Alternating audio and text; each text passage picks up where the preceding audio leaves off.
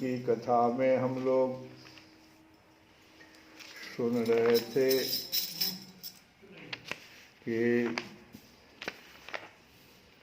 विदुर जी ने एक प्रश्न फिर किया।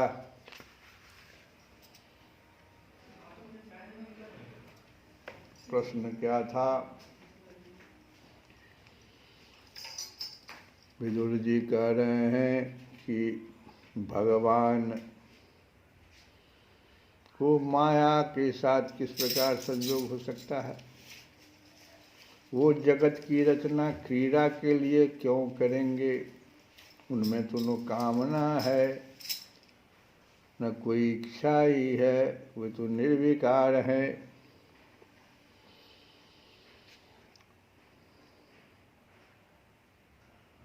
सुखदेव जी कहते हैं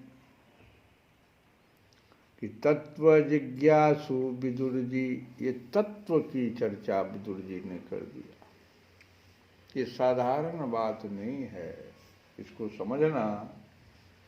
जैसे कोई व्यक्ति स्वप्न देख रहा हो और स्वप्न में उसका सर कट जाए, वास्तव में तो सर कट नहीं रहा, लेकिन उसको भासता है, उसको ऐसा ही आभास होते रहता है, उतना ही वो कष्ट पाते रहता है, चिल्लाता है, चीखता है। ये तत्व जिज्ञासु संबंधित प्रश्न है। इसको समझने के लिए उस स्वप्न को जिस प्रकार से समझने में देर लग जाती है कि वास्तव में तो ऐसा नहीं हो रहा है। इसी प्रकार से जल में चंद्रमा का दिखाई पड़ना, लेकिन जब जल अस्थिर हो जाए तो चंद्रमा भी हिलते हुए नजर आना। वास्तव में चंद्रमा तो हिल नहीं रहा है। तो ये जो चीज है, ये तत्व जिज्ञासा, विदुर जी ने तत्व जिज्ञासा प्रकट कर दिया। माया को समझना इतना आसान नहीं है, श्री सुखदेव जी कहते हैं। इसलिए मुस्कुराते हुए सुखदेव जी कहते हैं कि मैत्रेय जी ने, क्योंकि प्रश्न तो विदुर जी का मैत्रेय जी से था, तो मैत्रेय जी ने भगवान का स्मरण करते हुए कि क्या हो गया आपके शिष्य को, विदुर को क्या हो गया, मुस्कुराते हुए कहा। श्री मैत्रेय जी ने कहा कि जो आत्मा सबका स्वामी और सर्वथा मुक्त स्वरूप है, वही दीनता और बंधन को प्राप्त हो, यह बात युक्ति विरुद्ध अवश्य है, किंतु वस्तुतः यही तो भगवान की माया है। जिस प्रकार स्वप्न देखने वाले पुरुष को अपना सिर कटना आदि व्यापार न होने पर भी अज्ञान के कारण सत्यवत भासते हैं, उसी प्रकार इस जीव को बंधन आदि न होते हुए भी अज्ञानवश भास रहे। कि ऐसा हो रहा है। यदि यह कहा जाए कि फिर ईश्वर में इनकी प्रतीति क्यों नहीं होती, तो इसका उत्तर यह है कि जिस प्रकार जल में होने वाली कंप आदि क्रिया, जल में कंप हो रहा है और जल में दिखने वाले चंद्रमा के प्रतिबिंब में न होने पर भी वह भासती है। चंद्रमा भी कांपता हुआ नजर आता है, जबकि चंद्रमा में कंपन नहीं है। आकाश इस चंद्रमा में नहीं। उसी प्रकार देहाभिमानी जीव में ही देह के मिथ्या धर्मों की प्रतीति होती है, ये परमात्मा में नहीं होती। जो आप देख रहे हैं वो आप में प्रतीत हो रही है, परमात्मा में नहीं। जैसे चंद्रमा में नहीं। निष्काम भाव से, यही नहीं तत्व जिज्ञासा हो गया। इसको समझना जो है बहुत ही थोड़ा सा कठिन है।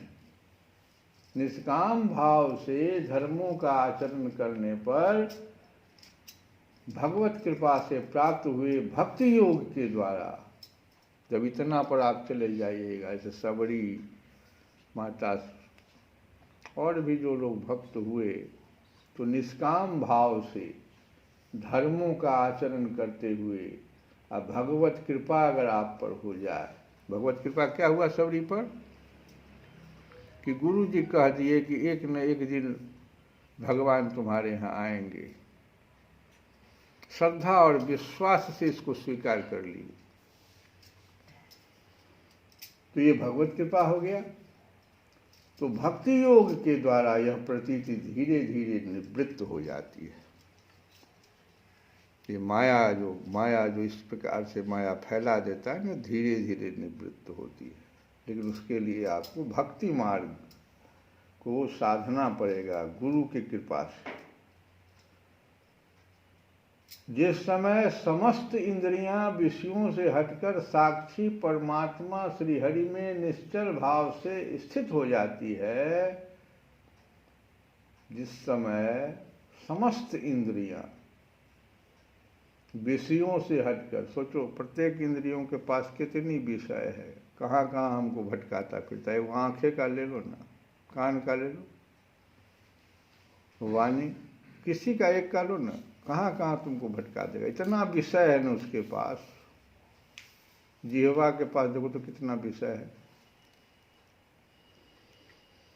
तो जो ये समस्त इंद्रियां हमारी है वो विषयों से हटकर साक्षी परमात्मा श्री हरि में निश्चल भाव से स्थित हो जाए, उस समय गाढ़ निंद्रा में सोए हुए मनुष्य के समान, जैसे आदमी भी गाढ़ी निंद्रा में जब सोता है तो उसी अवस्था में रहता है।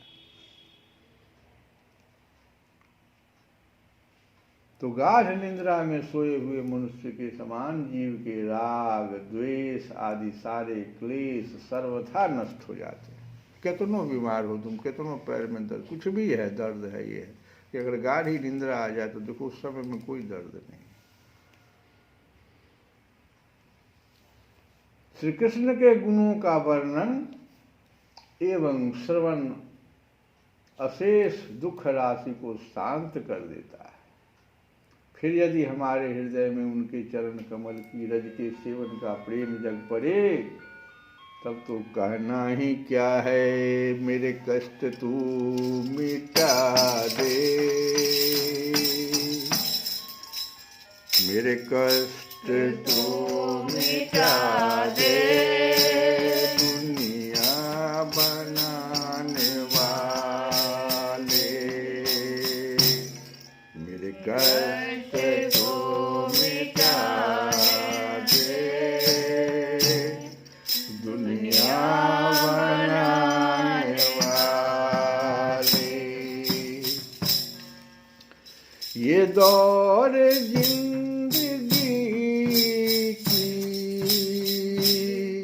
मेरे श्याम के हवाले, मेरे कष्ट तो मिटा दे, दुनिया बनाने वाले। मेरा नाम और कोई इस जग में आसरा है, मेरा नाम और कोई इस जग में आसरा है, मुझको तलाश तेरी नैनों में सांवरा है, नैनों में सांवरा है, नैनों में सांवरा है। दर्शन की आरज़ू है, दर्शन की आरज़ू है, अरे गौए चराने वाले मेरे कष्ट को मिटा दे, दुनिया बनाने वाले मेरे कष्ट को मिटा दे, दुनिया बनाने वाले।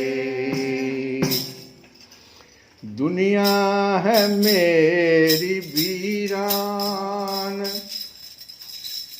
मझधार में है नैया, दुनिया है मेरी वीरान,